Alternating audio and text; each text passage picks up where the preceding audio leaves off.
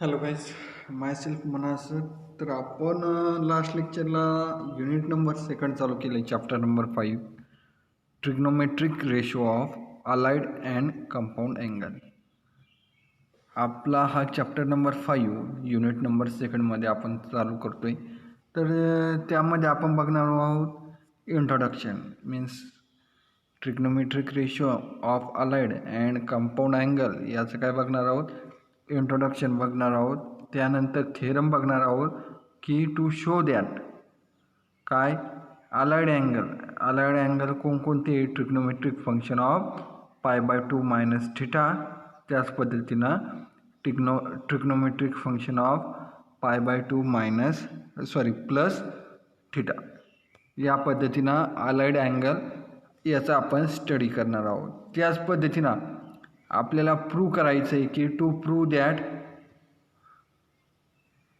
Trigonometric function of π/π minus theta, हे पण बघणार आहोत की trigonometric function of pi plus theta याची पण व्हॅल्यू आपण फाइंड करणार आहोत. त्यानंतर जर बघितलं की trigonometric function of terminal angle हा पण आपण काय करणार आहोत, फाइंड करणार आहोत की टर्मिनल अँगल याची व्हॅल्यू पण आपण फाइंड करणार आहोत. त्यानंतर टू प्रूव्ह दॅट,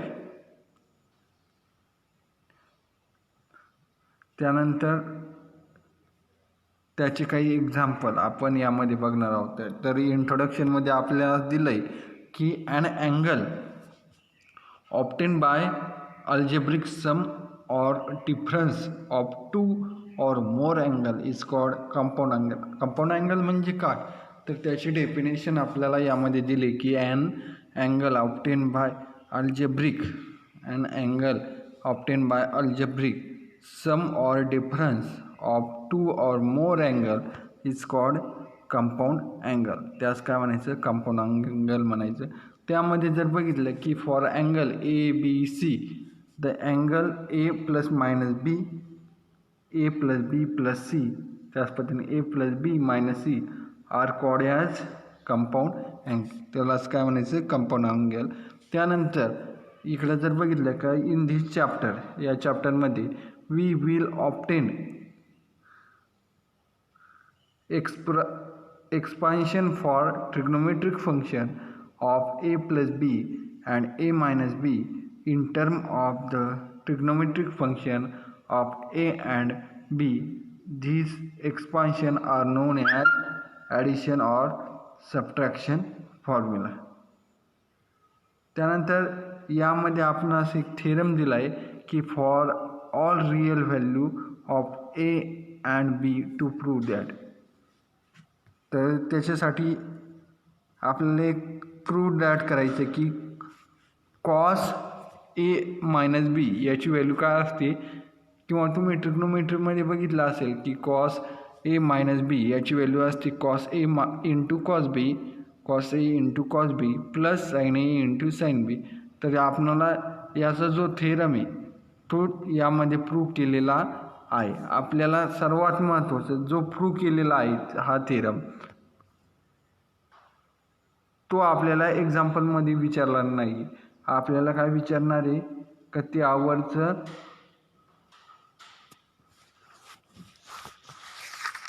आपल्याला काय विचारणार आहे, त्यावरचे जे एक्झाम्पल आहे ते आपल्याला विचारणार आहे. की आपण या पद्धतीनं आपल्याला तुम्हाला थेरम दिला, तुम्ही ते राईट डाऊन करू शकता की कॉस ए मायनस बी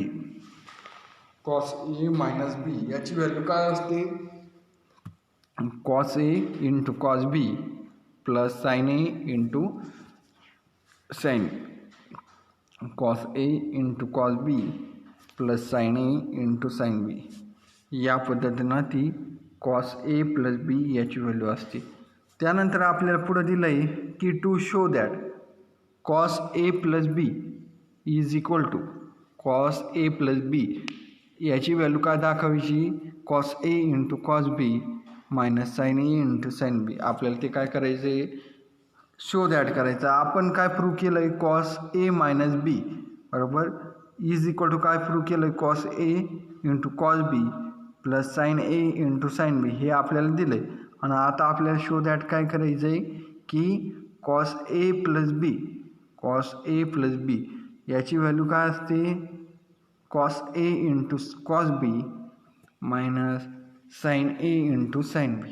हे आपल्याला काय करायचं आहे प्रूव्ह करायचं आहे. तर ते कसं प्रूव्ह करायचं आहे in above expansion equation number first जर बघितलं की in above expansion equation number first replace by minus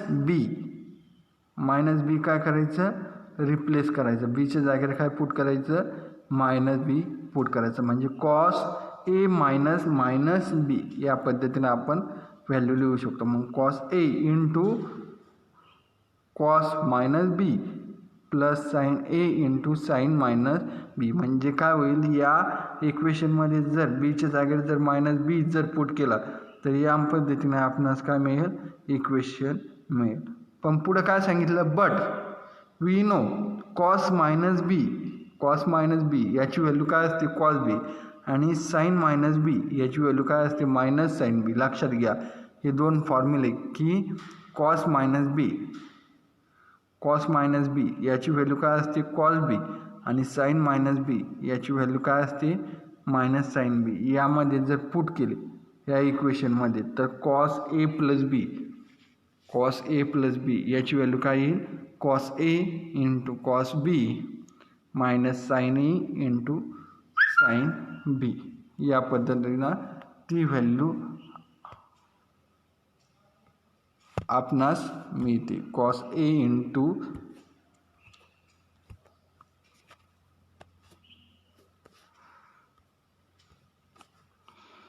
बरोबर.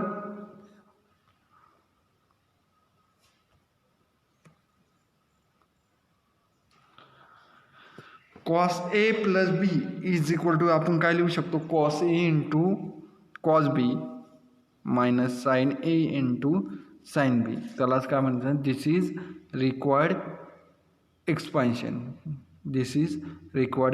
एक्सपान्शन. आपल्याला जे प्रूव्ह करायचं होतं ते आपण या पद्धतीने काय करू शकतो प्रूव्ह करू शकतो. तर त्यानंतरचा पुढचा पॉईंट जो आहे अलाइड अँगल. तर अलाइड अँगल म्हणजे काय बरोबर. तर अलाइड अँगल म्हणजे काय तर आपण अलाइड अँगल म्हणजे काय सांगू शकतो की if the sum or difference of the measure of two angle is either 0 or is an integral multiple of 90 degree that is आपण काय लिहू शकतो n is equal to pi by 2 where n is equal to 1 then this angle are called as allied angle. Sorry n belongs to I means integer आणि त्यालाच काय म्हणायचं आहे allied angle. तर काय सांगितलं अलाइड अँगलमध्ये की अलाइड अँगल म्हणजे काय की if the sum or difference of the measure of two angle either 0 or is an integer multiple by 90 degree that is n into pi by 2 where n belongs to I means integer then it is called as allied angle. म्हणजे दोन अँगलचा सम means addition असेल किंवा difference असेल बरोबर तर ते 0 येत असेल किंवा इंटिग्रल असेल 90 डिग्री बरोबर means n minus pi by 2 या पद्धतीने जरी आलं n belongs to I means काय इंटिजर त्यास काय म्हणायचं अलाइड अँगल. तर फॉर एक्झाम्पल जर यामध्ये जर बघितलं का thus if theta is a measure of a given angle then is allied angle are of the form. theta समजा एक अँगल घेतला तर अलाइड अँगल कशा पद्धतीने येईल. theta समजा एक अँगल घेतला तर अलाइड अँगल कशा पद्धतीने येईल तर त्याचं आपणास यामध्ये एक्झाम्पल दिले की आपण काय लिहू शकतो मायनस थीटा लिहू शकतो. सेकंड एक्झाम्पल दिले पाय बाय 2 मायनस थीटा. त्याच पद्धतीने थर्ड एक्झाम्पल दिले पाय बाय 2 प्लस थीटा. त्यानंतर फोर्थ दिले पाय मायनस थीटा. हे काय झाले अलाइड अँगल झाले. त्याच पद्धतीनं पाय प्लस थीटा पाचवं दिले. त्याच पद्धतीने 3 पाय बाय 2 मायनस थीटा त्याच पद्धतीने 3π/2 प्लस थिटा, त्याच पद्धतीने 2π मायनस थिटा, त्याच पद्धतीने 2π प्लस थिटा. म्हणजे कशाच्या स्वरूपात? इंटिजर आणि π/2 पायच्या स्वरूपात ज्या अँगल तयार होते, ॲडिशन असेल, सब डिफरन्स असेल, सम आणि डिफरन्स असेल, तर त्यास काय म्हणायचं? अलाइड अँगल म्हणायचं. The significance of allied angle lies in the fact that give an angle of large measure. It's trigonometric function can be obtain in term of this of an allied angle whose measure lies between 0 degree and 90 degree. या पद्धतीने आपण त्याची माहिती देऊ शकतो. For example आपल्याला यामध्ये दिलंय, त्याच पद्धतीने आपण पुढचं बघूया की trigonometric function of π/2 minus theta. काय बघायचं की ट्रिग्नोमेट्रिक फंक्शन बघायचं कशाचं? π/2 मायनस थिटा. आता फॉर एक्झाम्पल आपल्याला आपण जे प्रूफ केलं आहे कॉस ए मायनस बी, हा जर फॉर्म्युला घेतला कॉस ए मायनस बी, तर कॉस ए मायनस बी याची व्हॅल्यू काय आहे? Cos A into cos B plus sine A into sine B.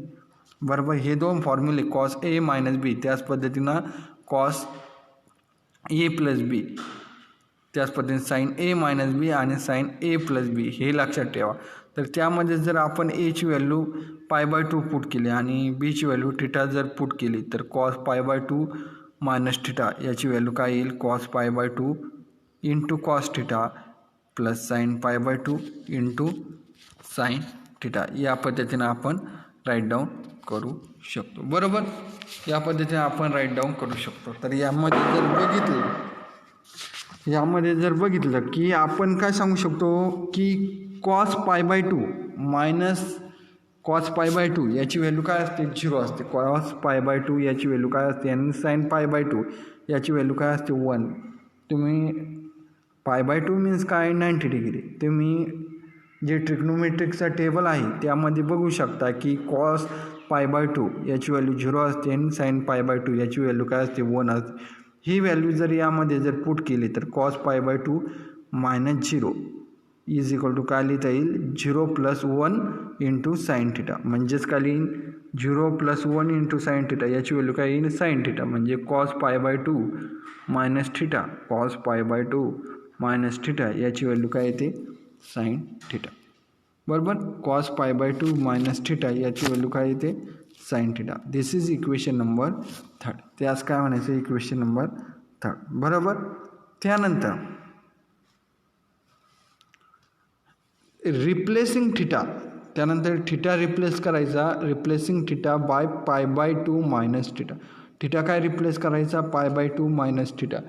In above expansion म्हणजे इक्वेशन नंबर 3 मध्ये की थिटाच्या जागेत π/2 मायनस थिटा रिप्लेस जर केला तर cos π/2 as it is minus थिटाच्या जागेत π/2 minus theta is equal to sine π/2 minus theta. मग π/2 मायनस π/2 मायनस मायनस काय होतील? प्लस. म्हणजे हे काय येईल? Cos π/2 minus π/2 plus theta is equal to काय येईल? Sine π/2 minus theta. म्हणजेच ही व्हॅल्यू काय येईल? साईन π/2 मायनस थिटा याची व्हॅल्यू काय लिहू शकतो आपण? Cos theta. या इकडे लक्षात घ्या, कॉस π/2 मायनस थिटा याची व्हॅल्यू काय आली? Sine theta. त्याच पद्धतीने साईन π/2 मायनस थिटा याची व्हॅल्यू काय आली? Cos theta. बरोबर, तर हे झालं इक्वेशन नंबर 4. इक्वेशन नंबर 3 आणि इक्वेशन नंबर 4 काय तुम्ही लक्षात घ्या. त्यानंतर काय करा? ही व्हॅल्यू कशात पुट करा? टॅन π/2 मायनस थिटा यामध्ये पुट करा. मग टॅन थिटा याचा फॉर्म्युला काय आहे की टॅन थिटा याचा फॉर्म्युला आहे sine theta divided by cos theta. मग यामध्ये जर ही व्हॅल्यू ही पुट केली तर काय येईल? टॅन π/2 मायनस थिटा यामध्ये जर व्हॅल्यू पुट केली तर ते येईल cos theta divided by sine theta म्हणजे कॉट थिटा. म्हणजे टॅन π/2 मायनस थिटा याची व्हॅल्यू काय आली?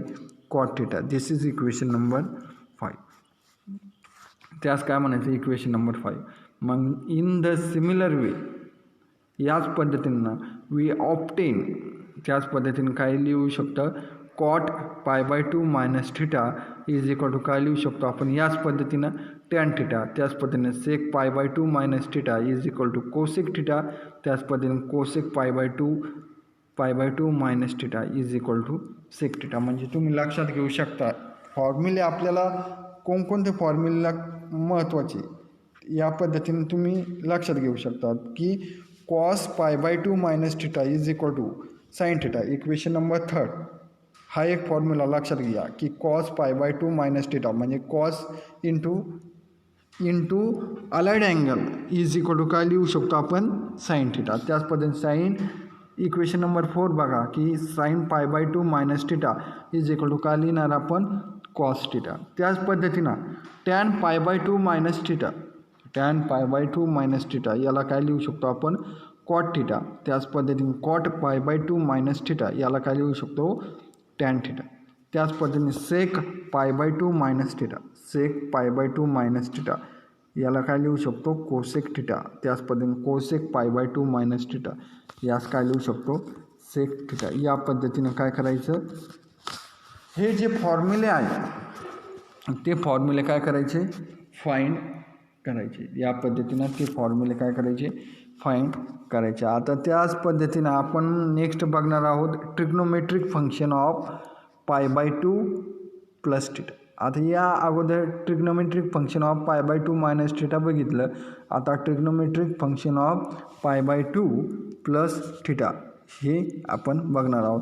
तर यामध्ये जर बघितलं की replacing minus theta for theta in above expansion equation number 3 we get. Equation number 3 काय दिलं आहे की sine pi by 2 minus theta दिलं आहे is equal to cos theta. त्यामध्ये काय पुट करा मायनस थिटाच्या जागेवर काय पुट करा थिटा पुट करा. तर यामध्ये मायनस थिटाच्या जागेवर जर थिटा पुट केलं तर हे काय येईल cos pi by 2 minus theta is equal to sine minus theta. म्हणजेच cos pi by 2 plus theta is equal to काय लिहू शकतो मायनस साइन मायनस थिटा. म्हणजेच काय येऊ शकतो मायनस साइन थिटा. म्हणजे sine minus theta is equal to काय लिहिणार आपण काय आपलं एक minus sine theta. Sine minus theta याची व्हॅल्यू काय आहे मायनस साइन थिटा. तर मग cos pi by 2 plus theta याची व्हॅल्यू काय लिहिणार आपण मायनस साइन थिटा बरोबर. Further replacing minus theta for theta in above expansion यामध्ये जर पुट केलं तर sine pi by 2 minus theta sine pi by 2 minus theta is equal to काय लिहिणार आपण. आता यामध्ये पाय बाय 2 यामध्ये जर इक्वेशन नंबर 4 मध्ये जर ह्या व्हॅल्यू पुट केली की थिटाच्या जागेवर जर मायनस थिटा पुट केलं तर ते इक्वेशन काय येतं sine pi by 2 minus theta is equal to cos minus theta. मग sine pi by 2 plus theta याची व्हॅल्यू काय येते कॉस थिटा. हे काय झाले याचे फॉर्म्युले झाले. म्हणजे त्या पद्धतीने आपण काय सांगू शकतो की generalisation given a large angle express it as n into pi by 2 plus minus theta where n is equal to 1 2 3. तर त्याच्यासाठी आपण दोन कंडिशन सांगू शकतो की फर्स्ट आहे की the ratio of change that is sine become cos become sign आणि टॅन बिकम कॉट आणि कॉट बिकम टॅन. त्याच पद्धतीने सेक बिकम कोसेक आणि कोसेक बिकम सेक. या पद्धतीने त्याचं काय होतं रिलेशन होतं जनरलाइज होतं प्लस आणि मायनस. त्याच पद्धतीने the sign plus minus of the new ratio is the sign of the odd ratio in the quadrant to which the angle lies. With the aid of these two rules we write the following transformation formula quick and fast. या पद्धतीनं काय होणार हे जे आपण expansion केले हे या पद्धतीनं आपणास दिसून येईल. ओके या पद्धतीनं काय होईल ते दिलेले जे फॉर्म्युले या पद्धतीनं तयार होईल. का यामध्ये दिले की नोट पाय by 2 minus theta fail in first quadrant, तर त्यामध्ये आपण लिहू शकतो की साइन कशा पद्धतीने आपले फॉर्म्युले तयार होतात या पद्धतीने फर्स्ट क्वाड्रंट, सेकंड क्वाड्रंट, त्याच पद्धतीनं थर्ड क्वाड्रंट, त्याच्यासाठी होणारे अँगल किंवा अलाइड अँगल कशा पद्धतीनं तयार होतात ते आपण नेक्स्ट लेक्चरला बघूया. सर्वात महत्त्वाचं आणि इम्पॉर्टंट आहे, एवढं काही हार्ड नाही आहे या चॅप्टरमध्ये, पण सर्वात महत्त्वाचं म्हणजे या चॅप्टरमध्ये काय जास्तीत जास्त फॉर्म्युले आहे. ओके, येतं आहे लक्षात? चालेल, ठीक आहे. Okay, thank you.